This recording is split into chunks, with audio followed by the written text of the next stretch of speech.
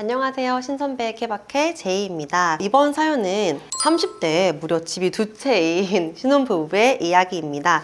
바로 사연 읽어보겠습니다. 안녕하세요. 혼인신고 전인 신혼부부 남편입니다. 내년 6월에 첫째 출산을 앞두고 있고요. 앞으로 주거와 재무계획에 대한 조언을 받고 싶습니다. 저희 부부는 각자 1주택씩 총 2채를 보유 중입니다. 먼저 남편 명의 김포 풍무 센트럴 푸르지오 29평 2022년 5월에 6억 7,500만 원에 매입을 했고 지금 시세는 약 6억 1천만 원입니다. 떨어졌네요. 전세로 4억 5천이 들어가 있고요. 26년 5월에 매도하고 싶은 계획이 있습니다. 그리고 아내 명의 강남 개포동 대치 2단지 17평 아파트를 보유하고 있습니다. 23년 1월에 15억에 매입을 했고요. 현재 시세는 19억 5천입니다. 전세 3억 4천인데 남편이 전세 대출을 받아서 지금 부부가 같이 거주 중입니다. 그리고 저희 부부 합산 대출이 총 10억, 월 이자가 무려 500만 원이 빠져나가고 있습니다. 내년 출산 이후에는 아내는 육아휴직 1년을 사용할 예정인데요. 문제는 혼인신고를 하면 전세 대출을 즉시 상환해야 합니다. 김포 아파트를 매도해도 실제 남는 금액이 3천만 원이라 전세 대출 상환액이 턱없이 부족합니다. 그러니 출산, 육아휴직 1년 동안의 생활비까지 고려하면 지금 구조가 굉장히 부담스럽습니다. 게다가 대치 2단지는 방 2개 구축이라 신생아 키우기엔 좁고요. 그래서 고민하고 있는 선택지는 총 3개입니다. 첫째, 이대로 현상을 유지한다. 이사비는 안 들지만 월 이자 500씩 나가서 부담스럽고 방도 좁다. 둘째, 대치를 전세로 돌리고 있는 우리는 저렴한 월세로 이동하고 이자 부담을 줄일 수 있으나 부대 비용과 매도 리스크가 걱정이 된다. 셋째, 두 채 모두 매도 후에 약 10억으로 경매, 재개발, 재건축 투자, 그리고 부부는 월세 거주를 하는 방법. 하지만 투자 경험은 전무합니다. 출산, 육아, 혼인신고, 대출 구조의 현금 흐름까지 모두 다 고려했을 때 어떤 선택이 가장 현실적인 조언일지 부탁드립니다. 라고 주셨어요. 와, 복잡한데요, 선배님. 이거 어떻게 풀어가야 되죠? 큰일 날 분들이네. 이제 이렇게 말씀을 드리면 좀 기분이 좀 그러실 수 있을 것 같은데 제가 왜 그렇게 생각하는지를 조금 들어보시면 아마 아실 것 같아요. 일단 두 부부는요, 매우 위험한 방식의 투자를 해오신 것 같아요. 첫 번째로 지금 보게 되면은 혼인신고 안 하고 흔히 말하는 꼼수라고 말하는 방법들을 누군가한테 배우신 거겠죠. 유튜브에 많아요, 선배님. 네, 그렇게 해서 하신 것 같은데 그 방법은 기본적으로 리스크 관리가 하나도 포함되어 있지 않은 거거든요.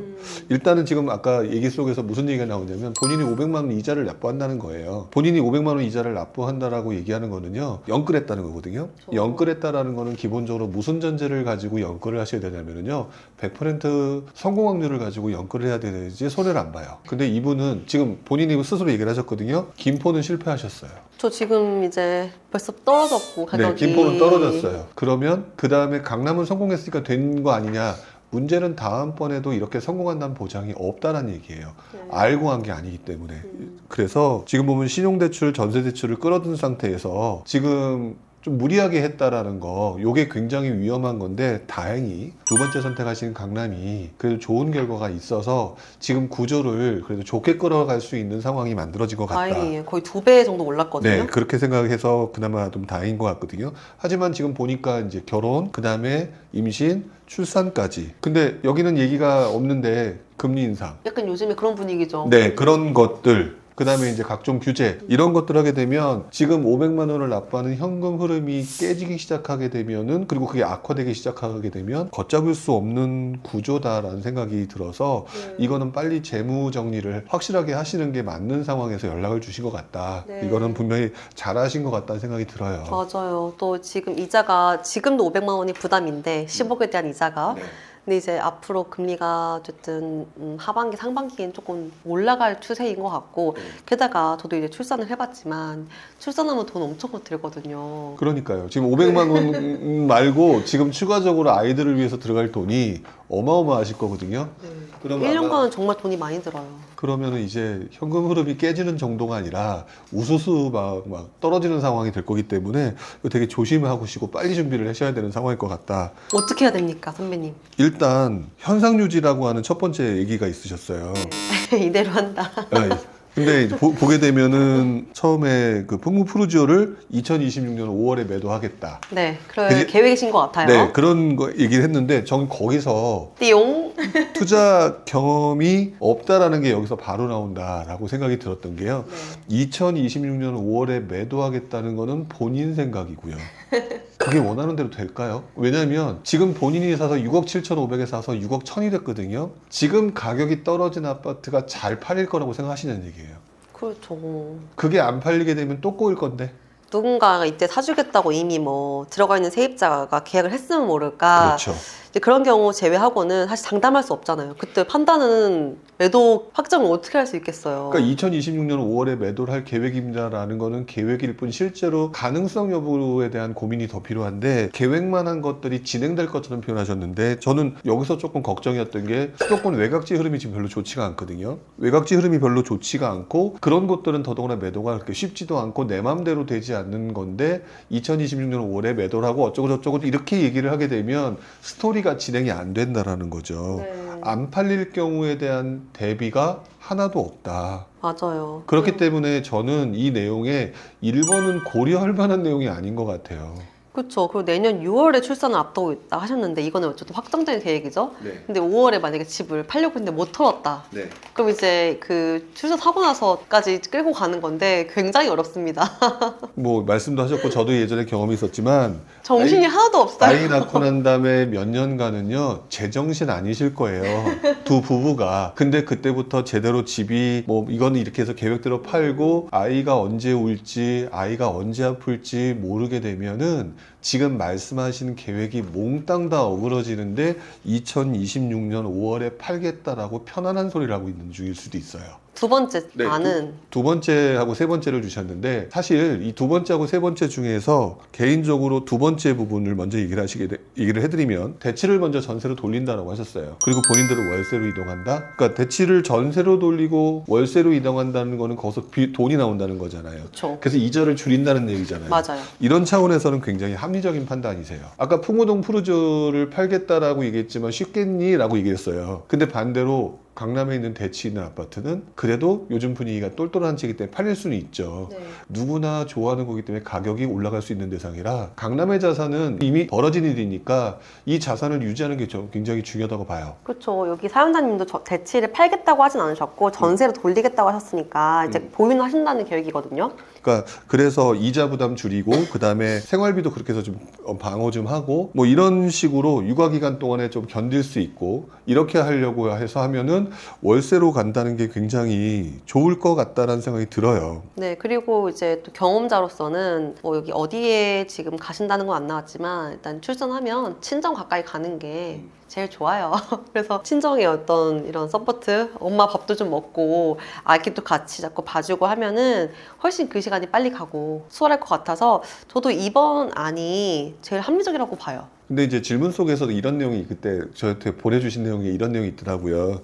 전세를 아까 대치로 전세를 돌리고 그랬더니 걱정이 있더라고요. 전세를 돌리면 나중에 이게 매도도 쉽지도 않고 세입자가 집을 안 보여주고 네, 뭐 이런 내용이 있다라고 얘기를 했는데요. 이거는요. 지금 이것들이 굉장히 큰 문제인 것처럼 표현을 하셨거든요. 이것마저도 경험이 없다라는 게 표시가 나는 거예요. 이게 뭐냐면 원래 전세를 주면 집 잘 안 보여주고요. 당연한 거. 원래 잘 안 팔려요. 네. 그런데 사람들이 그렇게 하는 이유는요. 좋은 아파트를 보유함으로 인해서 자산을 내가 이익을 극대화하기 위해서 그런 부담을 감수하는 거거든요. 맞아요. 본인도 감수하시면 돼요. 맞아요. 그 정도 리스크는 이 상승해서 얻은 수익 대비 그럴만하다. 네. 그렇기 때문에 이거는 걱정할 내용이 아니니까 만약 이것들 때문에 좀 찜찜하고 이런 거는 그때그때 상황에 맞춰서 좀 회유를 하든 네. 이렇게 할 부분이지 이걸 리스크라고 생각하지 않으셨으면 좋겠고요. 어쨌든 대치를 전세로 돌리고 월세로 가서 이렇게 하는 거 개인적으로는 저는 우리 이제 초보자분들 이제 막 신혼부부들이 월세로 가는 거에 대해서 저는 개인적으로 좋아하진 않거든요.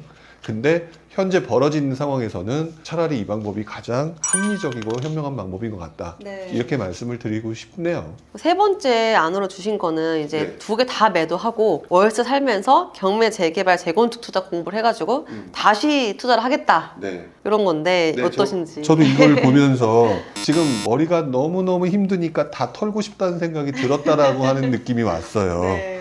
다 털고 싶다는 생각이 들어서 3번의 안으로 만드신 것 같은데, 만약에 제가 1, 2, 3번 중에 저보고 선택하라고 한다면 저는 3번을 선택할 수가 있어요. 불용이라면 저는 3번을 선택할 것 같아요. 그런데 저는 지금 오늘 사연자님의 질문 내용을 보고 본인의 했던 행동을 봤을 때 저는 반대하고 싶어요. 네. 왜 반대하고 싶으냐면, 일단 지금 본인이 재개발, 경매 이런 것들에 대해서 공부를 해가지고 하겠다라는 거거든요. 왜 제가 반대하느냐. 첫 번째, 아까 올려주셨던 사연에 풍무동 푸르지오는 실패, 그리고 강남은 성공, 50%의 확률이는 아무도 모르는 초보자들이 보통 겪는 확률이에요. 근데 모든 걸 다 없애버리고 다시 시작했을 때 성공 확률과 실패 확률은 50대 50이거든요. 이 행동 반복하실래요? 실력이 늘기 전에. 그렇기 때문에 자산을 날려버리고, 더더구나 자산이 강남 자산이 하나가 있어. 다들 들어가려고 하는 거기에 이미 등기를 확보하셨는데. 해놓고 지금 이걸 갖다가 이걸 다 버리고, 머리가 아프니까 다 버리고 다시 출발하겠다. 지금 자신의 부동산 지식 수준을 굉장히 고평가하고 있다라고 저는 생각이 들어요. 네. 냉정하게 말씀을 드리다 보니까 조금 그러실지는 모르겠지만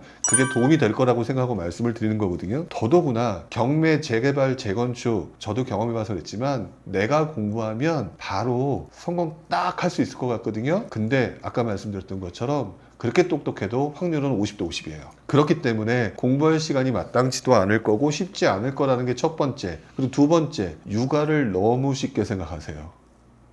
지금 끄떡끄떡 하잖아요. 네. 네. 왜 그러느냐. 부부가, 물론 이제 부모님이 봐주신다 뭐 이런 생각들을 하실 수 있는데, 육아는요, 세상에서 가장 어려운 일 중에 하나입니다.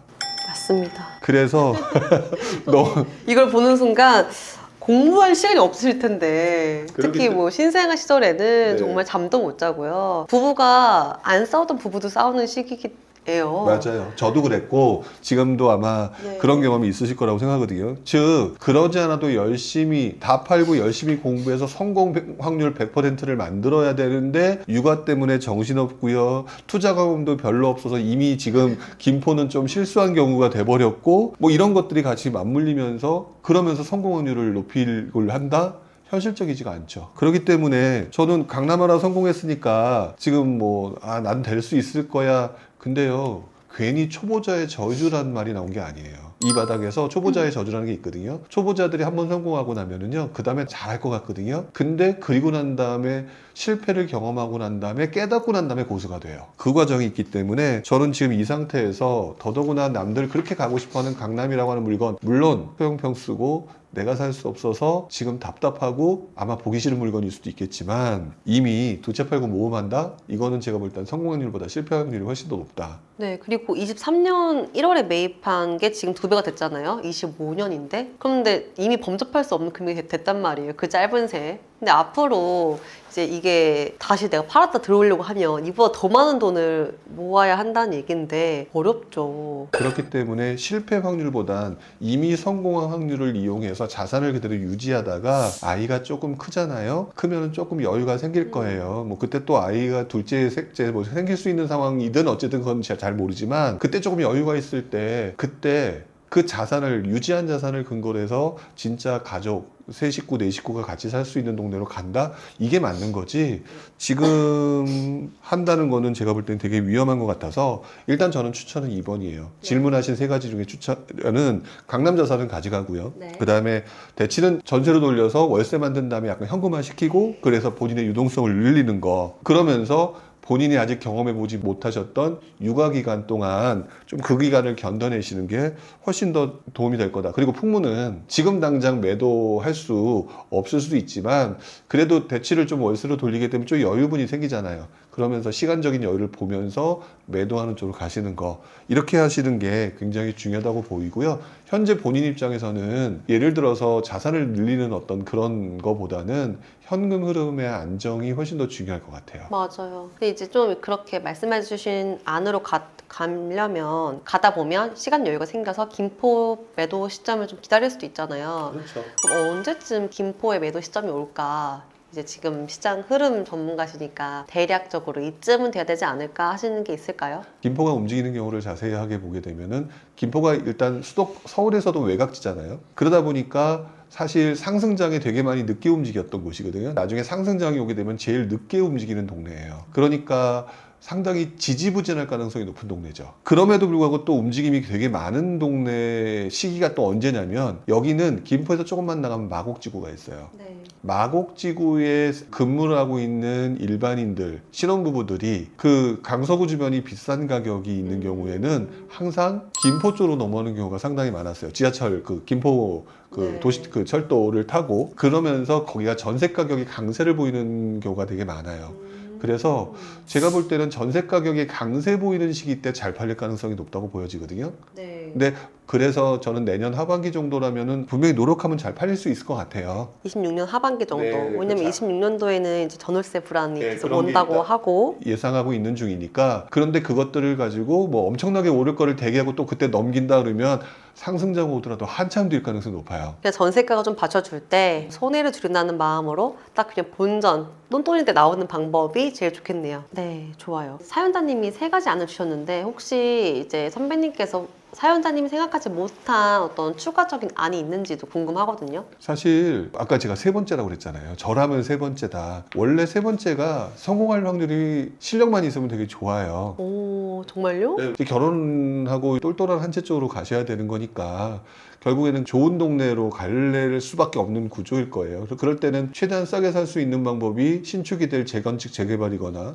아니면 경매나 이런 것들 통해서 하실 수 있는 거죠. 지금 뭐 제가 또 다른 거를 얘기해가지고 복잡하게 만들기보다는 네. 본인이 말씀하신 3가지 방법 중에 1번만 빼놓고 네. 2번과 3번이 다 좋은 방법이라고 말씀을 드리고 싶어요. 네. 그래서 나중에는 3번으로 추구하세요. 좀 실력이 쌓이면. 네, 3번으로 추구하시는 게 맞는데 네. 지금은 어설픈 초보자의 저주에 빠질까봐 저는 그게 걱정인 거예요. 걱정되셔가지고 이제 뭐 3번 안에 대해서 자세하게 설명하는 건 복잡하니 최대한 현재는 2번이 가장 현실적인 안이다. 네, 현금 흐름을 안정화시켜야 이제 곧 안게 되는 이쁜 아기를 육아하고 진행할 수 있어요. 네, 좋습니다. 아, 오늘 저는 이제 이 사연이 되게 복잡하다라고 생각했는데 선배님 말씀 듣고 보니까 의외로 되게 심플하네? 이런 생각이 들어서 명쾌한 솔루션이었던 것 같습니다. 사연자님께도 도움이 되는 시간이었으면 좋겠습니다. 우리 신선배 시케바케는요, 다음에도 또 좋은 사연을 가지고 여러분들 뵙도록 하겠습니다. 감사합니다. 감사합니다. 재테크 신선배. 시행착오를 줄이는 가장 빠른 길. 재테크 신선배 구독하고 다음 영상에서 만나요.